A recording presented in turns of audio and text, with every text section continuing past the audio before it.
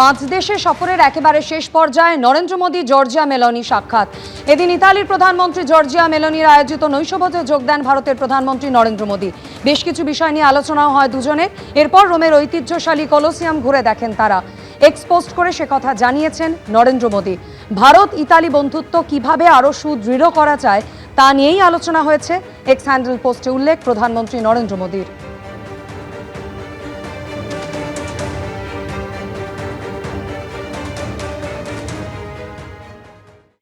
7 কোটির বেশি মূল্যের সম্পত্তি কেনা হয়েছিল মাত্র 1,20,00,000 টাকায়।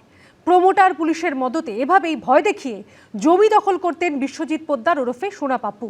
আদালতে এমনটাই দাবি করেছে এনফোর্সমেন্ট ডিরেক্টরেট। প্রমোটার পুলিশ এবং পার্সিকিউটর অর্থাৎ নির্যাতনকারী এই পিপিপি মডেলে চলত জমি দখলদারের সিন্ডিকেট।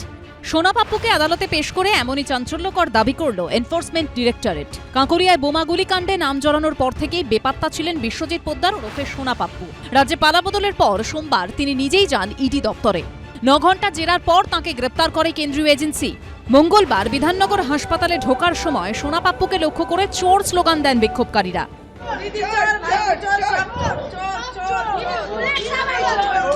কোটি কোটি টাকা প্রতারণার মামলায় এর আগে গ্রেপ্তার করা হয়েছিল ব্যবসায়ী জয় এস কামদার ও কলকাতা পুলিশের ডিসি শান্তনু সিনহা বিশ্বাসকে। ব্যবসায়ী, পুলিশ কর্তা ও সোনা পাপ্পুর যোগসাজশে জমি দখলদারির সিন্ডিকেট চলত বলে আগে আদালতে দাবি করে ইডি। এনফোর্সমেন্ট ডিরেক্টরেটের দাবি, প্রবাসী বা প্রবীণ নাগরিকদের সফট টার্গেট করা হতো, তাদের বিরুদ্ধে ভুয়ো মামলা করে থানায় ডেকে হয়রানি করা হতো। নেপথ্যে থেকে তাদের মদত দিতেন কলকাতা পুলিশের ডিসি শান্তনু সিনহা বিশ্বাস। আর এই প্রমোটার পুলিশ কর্তার হয়ে ফোরফ্রন্টে থেকে কাজ করত সোনা পাপ্পু। বিশ্বজিৎ পোদ্দার ওরফে সোনা পাপ্পুই সামনে থেকে হুমকি দিয়ে ভয়ের পরিবেশ তৈরি করত। তারপর নামমাত্র টাকায় হাতিয়ে নেওয়া হতো জমি। ইডির দাবি, এসপি কনস্ট্রাকশন নামের কোম্পানিতে 2.5 বছরে 2,14,00,000 টাকা নগদ জমা পড়েছে। লেনদেন হয়েছে মোট 15 কোটি টাকার। সোনা পাপ্পুর স্ত্রীর অ্যাকাউন্টে মোট 6,80,00,000 টাকা জমা পড়েছে। ইডির দাবি, বহু সম্পত্তি চিহ্নিত করেছে তারা। তার মধ্যে একটি 5,42,00,000 টাকার সম্পত্তি রয়েছে, যেটি কেনা হয়েছে মাত্র 1,29,00,000 টাকা দিয়ে। অন্য একটি সম্পত্তির বাজার মূল্য 7,07,00,000 টাকা, যা কেনা হয়েছিল 1,20,00,000 টাকায়। আদালতে এই দুটি সম্পত্তির তথ্য দিয়ে ইডির আইনজীবী বলেন, বোঝাই যাচ্ছে কিভাবে আতঙ্ক তৈরি করে জমি হাতানো হয়েছে। ইডির দাবি, সোনা পাপ্পুর বাড়িতে তল্লাশি চালিয়ে একটি রিভলভার উদ্ধার হয়েছিল, যার কোনো লাইসেন্স নেই। আগ্নেয়াস্ত্রটি ব্যবসায়ী জয় এস কামদারের সংস্থা থেকে কেনা হয়েছিল সোনা পাপ্পুর স্ত্রীর নামে। তার ঠিক 15 দিন পরই কাঁকুলিয়ার ঘটনা ঘটে বলে আদালতে জানিয়েছে ইডি। সোনা পাপ্পুর আইনজীবী সওয়াল করেন, আগ্নেয়াস্ত্র মানেই বেআইনি নয়, উদ্ধার হওয়া আগ্নেয়াস্ত্র নিয়ম মেনেই কেনা হয়েছে। কাঁকুলিয়ার ঘটনার সময় তিনি ঘটনাস্থলেই ছিলেন না, পরে এফআইআরে তার নাম যোগ করা হয়েছে। প্রকাশ সিনহা, রঞ্জিত সাউ ও আবির দত্তর রিপোর্ট, এবিপি আনন্দ। সপ্তম বেতন কমিশনে নতুন বেতন কাঠামো ঘোষণার আগে সমতা আনতে হবে কেন্দ্র রাজ্য ডিএর মধ্যে। ন্যূনতম মূল বেতন হতে পারে বর্তমান ন্যূনতম মূল বেতনের দ্বিগুণ। বেতন বাড়তে পারে অনেকটাই। আর এ নিয়ে সরকারি কর্মচারীদের মধ্যে খুশির হাওয়া। নির্দিষ্ট সময়ে বকেয়া ডিএ মেটানো নিয়েও আশাবাদী তারা। শপথের পর সংকল্প পূরণ। সোমবার সপ্তম বেতন কমিশন গঠনে সবুজ সংকেত দিয়েছে রাজ্য মন্ত্রিসভা। মন্ত্রিসভার দ্বিতীয় বৈঠকে বড় সিদ্ধান্ত নিয়েছে শুভেন্দু অধিকারীর সরকার। কর্মচারীদের বেতন কাঠামো সংশোধনের লক্ষ্যে সপ্তমতম রাজ্য বেতন কমিশনের গঠন হবে। ওটা দেখুন, সময়টা খুব কম এবং কাজটা অনেক বেশি। ডিএ বা অন্যান্য বিষয় অত্যন্ত গুরুত্বপূর্ণ এবং গ্র্যাজুয়ালি সেটা আলোচনা হবে। কেন্দ্রীয় সরকারি কর্মচারীরা বর্তমানে 60% হারে ডিএ পান। এ রাজ্যের আন্দোলনকারী সরকারি কর্মী সংগঠনগুলির দাবি, খাতায় কলমে ফারাক 38%। তবে বকেয়া ডিএ নিয়ে আইনি জট না কাটায় বাস্তবে কেন্দ্রের সঙ্গে ফারাক 42%। 42% ডিএটা দিয়ে দিতে হবে এবং 45 দিনের মধ্যে যেহেতু বলেছে, তাহলে তো 45 দিনের মধ্যে পুরো ডিএটা দিয়ে দেওয়ার উচিত ছিল। এখনো সময় আছে। সপ্তম বেতন কমিশন গঠিত হলে রাজ্য সরকারি কর্মচারীদের কী লাভ হবে? নিয়ম অনুযায়ী সপ্তম বেতন কমিশনে নতুন বেতন কাঠামো ঘোষণার আগে সমতা আনতে হবে কেন্দ্র রাজ্য ডিএর মধ্যে। সেক্ষেত্রে মিটিয়ে দিতে হবে বকেয়া 42%। তাহলে 60% ডিএ যোগ হবে মূল বেতনের সঙ্গে। ধরা যাক কোনো রাজ্য সরকারি কর্মীর মূল বেতন 10,000 টাকা। মূল বেতনে 60% ডিএ মানে 6,000 টাকা, অর্থাৎ মোট মূল বেতন দাঁড়াবে 16,000 টাকা। মূল্যবৃদ্ধির কারণে পরবর্তী 10 বছরে সরকারি কর্মচারীদের জীবনযাপনের মান যাতে না পড়ে যায়, তার জন্য দেওয়া হয় 20 থেকে 25% অতিরিক্ত টাকা। এক্ষেত্রে যদি 25% টাকা দেওয়া হয় তাহলে 16,000-এর 25% হয় 4,000 টাকা। সেক্ষেত্রে 20,000 টাকা দাঁড়াবে বেসিক পে। অর্থাৎ নতুন বেতন কমিশনে রাজ্য সরকারি কর্মীদের ন্যূনতম মূল বেতন হতে পারে বর্তমান ন্যূনতম মূল বেতনের দ্বিগুণ। রাজ্য সরকার বর্তমানে বেসিক পের ওপর 12% ঘর ভাড়া দেয়।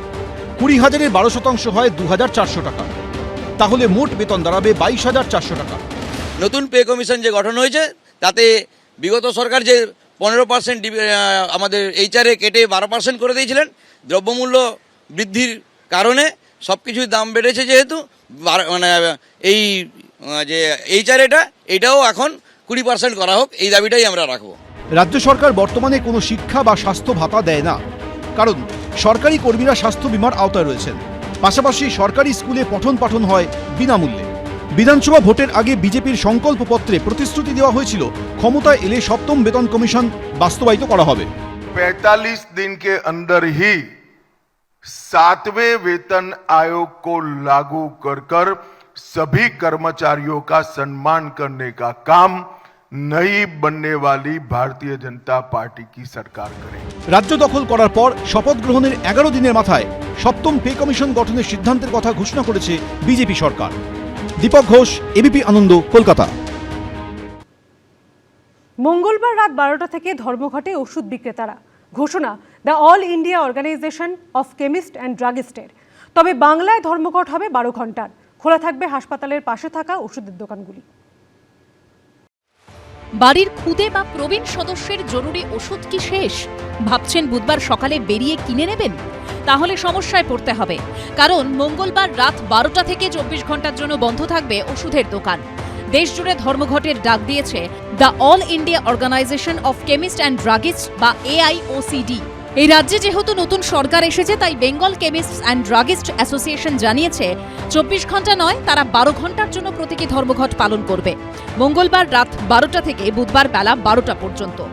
ফেক এবং স্পুরিয়াস ড্রাগস ভীষণ পরিমাণে বিভিন্ন পন্থায় আমাদের ওষুধের ব্যবসার মধ্যে তারা ঢুকিয়ে দিচ্ছেন। অনলাইন সিস্টেম ডিজিটালাইজেশনের পরিষেবার আমরা বিরুদ্ধে নই, কিন্তু অনলাইনের মাধ্যমে আমাদের মানুষের কাছে যে ওষুধটা পৌঁছচ্ছে, আমাদের ওষুধের প্রতিটা প্রেসক্রিপশনের একটা ডেট থাকে, ভ্যালিডিটি থাকে, সেগুলো অনলাইনের ক্ষেত্রে মেনটেন হচ্ছে না। সেই কারণে টোকেন বন্ধ হিসেবে আমরা 12টা টু 12 ঘন্টার বন্ধ আর কি আমরা করব। কেন এই ধর্মঘটের ডাক? সর্বভারতীয় ওষুধ ব্যবসায়ীদের সংগঠন AIOCD সূত্রে খবর, ড্রাগ কন্ট্রোলের নিয়ম না মেনে ই-ফার্মেসিগুলির দেদার ওষুধ বিক্রি হচ্ছে অনলাইনে, বিক্রি হচ্ছে জাল ওষুধ, বিপুল ডিসকাউন্টে প্রতিযোগিতায় নষ্ট হয়ে যাচ্ছে ওষুধের মান। এসবের প্রতিবাদে ধর্মঘটের ডাক দেওয়া হয়েছে। মানুষ বাইরে যাওয়ার সুযোগ ছিল না লকডাউনের জন্য, সেই সময় মানুষ কি করে ওষুধ পাবে সেই কথা চিন্তা করে কেন্দ্রীয় সরকারের থেকে একটা টেম্পোরারি রেগুলেশন চালু হয়, তার নাম 220E। আমরা ডোর ডেলিভারি বা মানুষের কাছে পৌঁছে যাওয়ার একটা আইনগত সম্মতি পেয়েছিলাম। আইনটা ইউজ করে কিছু MNC হাউস বলুন থেকে শুরু করে বিভিন্ন বই পড়া কিছু অনলাইন আছে, যারা কিন্তু এখনও ওই ডোর ডেলিভারি করছে, যে এই রুলটা যেন খুব তাড়াতাড়ি উইথড্র করা হয়। ধর্মঘটে দেশজুড়ে কয়েক লক্ষ ফার্মেসি বন্ধ থাকবে বলে আশঙ্কা করা হচ্ছে। তার ফলে বহু রোগী সমস্যায় পড়তে পারেন। তবে AIOCDর তরফে জানিয়ে দেওয়া হয়েছে, সরকারি ও বেসরকারি হাসপাতালের সামনে থাকা ওষুধগুলিকে ধর্মঘটের আওতার বাইরে রাখা হবে। ঝিলম করঞ্জাইয়ের রিপোর্ট, ABP আনন্দ, কলকাতা। ABP আনন্দ, এগিয়ে থাকে, এগিয়ে রাখে।